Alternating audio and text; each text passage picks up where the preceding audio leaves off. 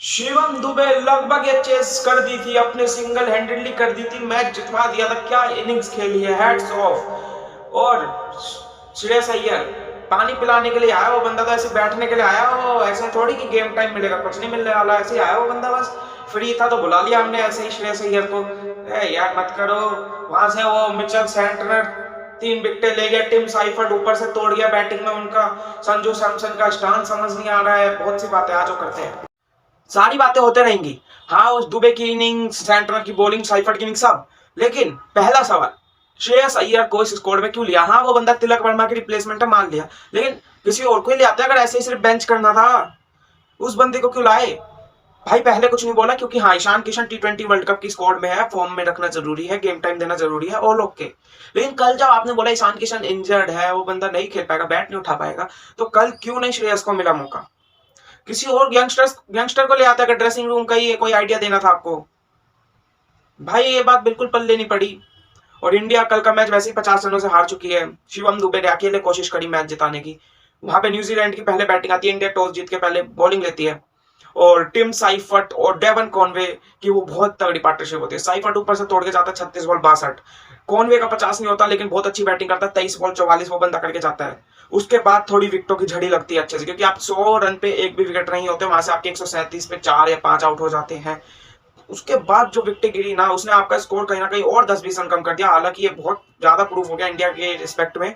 और लास्ट में Daryl Mitchell कल फिर एक्टिवेट हो गया, टकला भाई साहब, 200 के ज्यादा की स्ट्राइक रेट से वो बंदा रन करके गया एंड में, जो कि नीड थी उस टाइम न्यूजीलैंड टीम की। 18 बॉल पे 39 रन की बहुत अच्छी इनिंग्स खेल के गया है वो बंदा।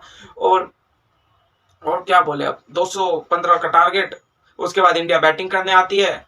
अभिषेक कह रहे कि भाई वैसे तो तुम रेस्ट दोगे नहीं, ठीक है, मैं हर ऑल्टरनेट मैच में खुद ही रेस्ट ले लूंगा। पहले मैच में 82, अगले मैच में गोल्डन डक। उसके बाद नॉट आउट गया बंदा पूरी चेस करवा के 68 रन, फिर गोल्डन डक कल आ गया।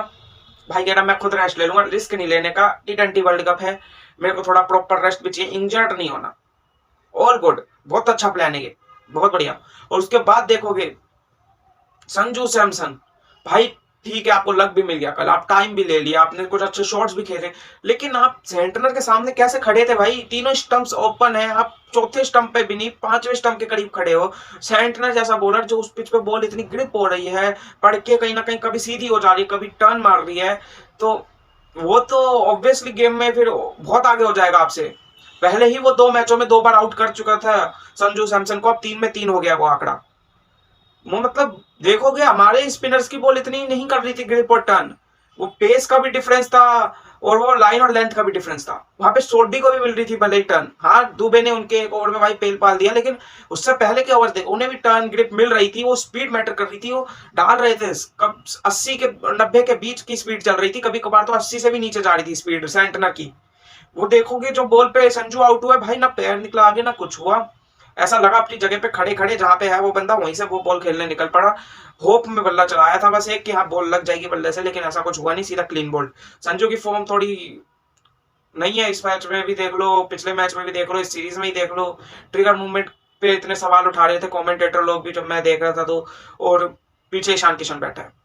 T20 वर्ल्ड कप के टाइम पे तिलक वर्मा आ जाएगा, जहां तक रिपोर्ट्स आ रही है एकदम फिट होके, तो ईशान किशन चौकना मत, अगर आखिरी मैच में भी संजू नहीं चला, ईशान किशन ओपनिंग करते हुए दिख जाए डायरेक्ट आपको अभिषेक के साथ, टॉप 3 लेफ्ट हैंडर्स ही हो जाए हमारे, अभिषेक, ईशान और तिलक। क्योंकि संजू भाई नहीं कर रहे उस हिसाब से परफॉर्म इस सीरीज में, और ईशान किशन ने ऑलरेडी एक इनिंग्स ऐसी दे दी है, और दूसरी इनिंग्स भी जो आई थी 28 रन 13 बॉल, वो भी अच्छी इनिंग्स थी 200 प्लस की स्ट्राइक रेट से। बाकी उसके बाद देखोगे सूर्य कुमार यादव कल फेल हो गए, कोई नहीं भाई, पिछले दोनों मैचों में रन आए हैं, और वो कैच बहुत तगड़ा था जैकब डफी का। भाई आप इतने लंबे बॉलर हो और लगभग ग्राउंड से कुछ इंचेस ऊपर वो कैच पकड़ना मुश्किल होता है, वो अपने ही फॉलो थ्रू में बहुत तगड़ा कैच था। उसके बाद देखोगे भाई 7 नंबर पे राणा जी आते हैं, दुबे जी होते हैं, और दुबे ने कल लगभग मैच बना दिया था, लगभग मैच बना दिया था। क्या इनिंग्स खेली है, 15 बॉल पे 50 पूरा करा अपना, बहुत तगड़ी इनिंग्स खेली, लगभग मैच एक तरफा करने ही वाला था, लेकिन वही है, उस दिन कहीं ना कहीं कल मैं जो कमेंटेटर्स को भी सुन रहा था, और मैं भी वही कहूंगा कि भाई कल दुबे जिस तरीके से खेल रहा था, आउट ऐसे ही हो सकता था वो बंदा। और एक चीज गौतम गंभीर की भी समझ नहीं आती भाई, कोचिस को मैंने देखा है कि ठीक है दोनों तगड़ा खेल रहे हैं, मत कहो कुछ इनको, जैसे खेल रहे चल रहा है चलने दो मैटर, है ना। मैंने टाइम आउट के टाइम पे भी देखा है, कोचेस आते हैं जब ऐसी बैटिंग चल रही होती है, कुछ नहीं कहते हैं सामने वाले बंदों को, वो दोनों अपने में ही लगे रहते हैं, बातचीत करते हैं आगे क्या करना है वैसा। दुबे का 50 पूरा होते ही गंभीर ईशान को बुलाते हैं, जाके मैसेज देके जा मैसेज देके, क्यों, क्या जरूरत है। और ईशान तो इंजर्ड है ना, ईशान किशन तो बैट नहीं उठा पाता, तो ईशान किशन बार बार हाथ में पानी की बोतलें लेके ग्राउंड के 4-5 बार चक्कर कैसे काट रहा है भाई, एकदम तेज स्प्रिंट मार के, इंजर्ड बंदा है ना। तो इससे तो ये कंफर्म है कि 50-20 आपको खिलाना है उसको।